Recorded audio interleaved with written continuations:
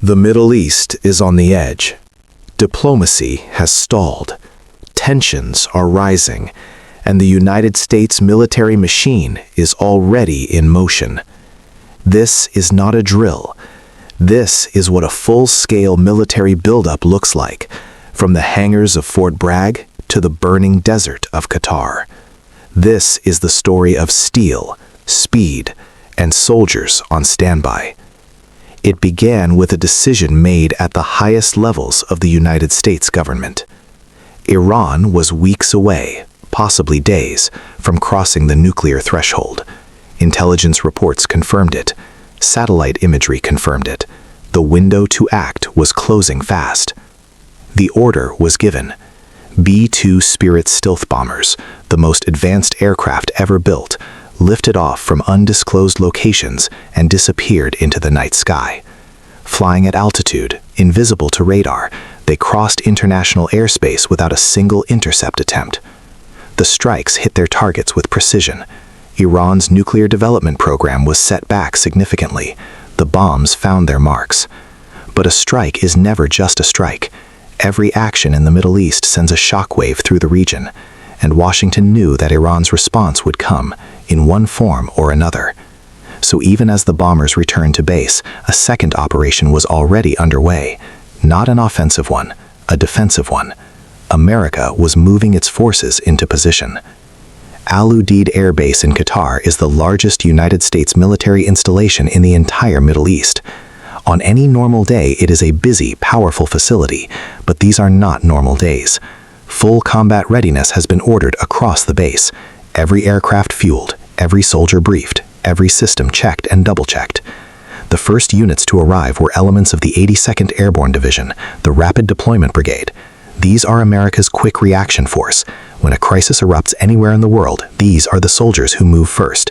They landed by cargo aircraft, stepped off the ramps into the desert heat, and immediately began establishing their camp near the base perimeter. Their mission right now? Wait. Hold position. Be ready. Because Kharg Island, Iran's primary oil export terminal, sitting in the Persian Gulf, is within striking distance, and the assault plan, should the order come, is already written. Out beyond the main base, in the open desert, makeshift runways have been prepared. Fuel trucks line the taxiways. Helicopters arrive constantly, some bringing in troops, some rotating back from counter-drone patrol missions over the surrounding area.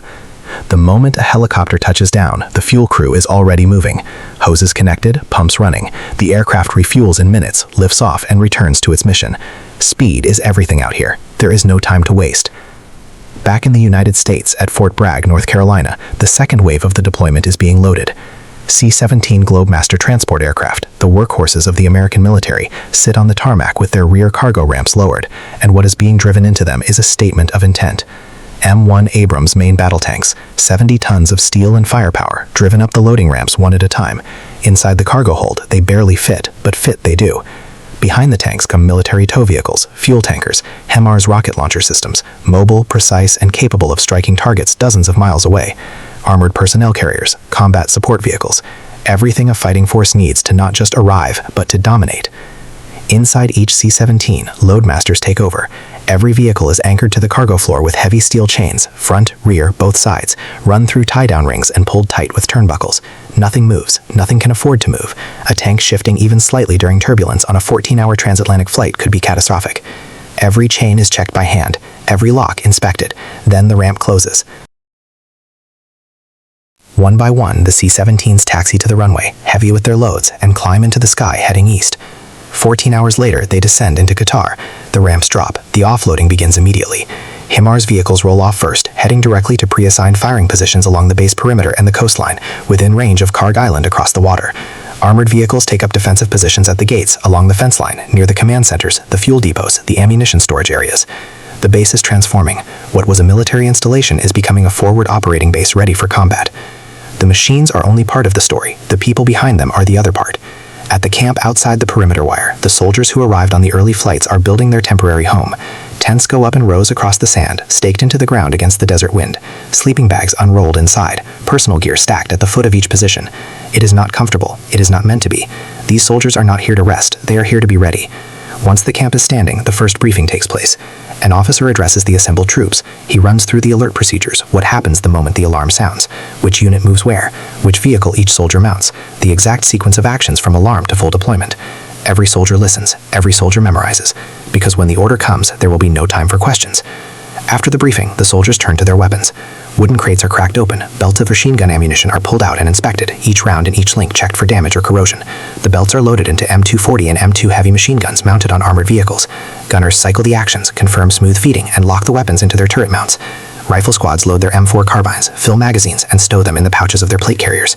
Anti-tank teams unpack Javelin missile systems, shoulder-fired weapons capable of destroying armored vehicles in fortified positions. They power up the thermal sights and run system checks. This camp, built from nothing in a matter of hours, is now a fighting position. On the main airfield at Al Udeid, the air war is already happening, even without a declared conflict. F-15 Eagles, F-16 Fighting Falcons, F-35 Lightning IIs. These aircraft cycle through the refueling pads between combat sorties over the Persian Gulf. A fighter lands, taxis to the fuel point, connects, fills up, disconnects, taxis back to the runway, takes off again. The cycle runs around the clock, day and night. There is no pause. The airspace above the base and across the surrounding desert is under constant patrol. Fighter aircraft and armed helicopters fly continuous circuits, watching for Iranian reconnaissance drones and armed Shahed series aircraft that could be sent to strike the base or the troop concentrations outside it. Any drone detected, on radar or visually, is engaged and destroyed before it can reach its target. The base's air defenses are active, radar systems scanning in all directions, air defense batteries on standby. Nothing is getting through without being challenged. Meanwhile, on the desert strips, V-2 Osprey tiltrotor aircraft are being prepared for potential combat operations. Maintenance crews check the engines, test the hydraulic systems, and configure the aircraft for troop transport missions.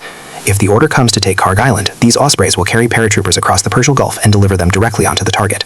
The plan exists, the aircraft are ready, the crews are briefed. They wait. Offshore in the Persian Gulf, United States Navy aircraft hold their position. And from those carriers, a constant shuttle operation is running. MH-60C Washingtons and CH-53E Super Stallions, heavy lift transport aircraft, fly back and forth between the ships and Al Udeid Air Base. Each flight brings in more Marines, armed, combat loaded, ready. The helicopters land on the desert strips, the Marines file off and move toward the camp. The aircraft refuel and lift off again, heading back out to sea to collect the next group. Flight after flight, hour after hour. The buildup does not stop. More troops, more vehicles, more ammunition, more firepower arriving continuously at a base that is now one of the most heavily armed locations on the planet. Over the water, visible on a clear day from the Qatari coastline, sits Kharg Island. It is not a famous place, most people have never heard of it. But Kharg Island is the economic lifeline of Iran. Nearly 90% of Iran's oil exports flow through this single facility. The pipelines, the terminals, the loading platforms, all of it concentrated on one island in the Persian Gulf.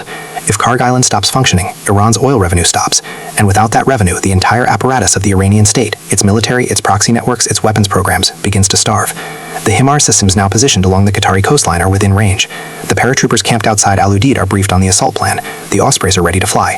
Kharg Island is not under attack today, but the forces to strike it are assembled, positioned, and waiting for a single word from Washington. This is what modern military power looks like when it moves with purpose. Not chaos, not confusion, precision, planning, logistics executed at a scale that most people never see and rarely understand. The soldiers camped in the Qatar desert did not choose this moment. They answered a call. They packed their gear, boarded aircraft, flew across oceans, and set up camp in a foreign desert, because that is what they were trained to do. Whether the order to attack ever comes, or whether the show of force alone is enough to change the calculation in Tehran, remains to be seen. But one thing is certain. The United States military is here, it is ready, and it is not leaving until this is resolved.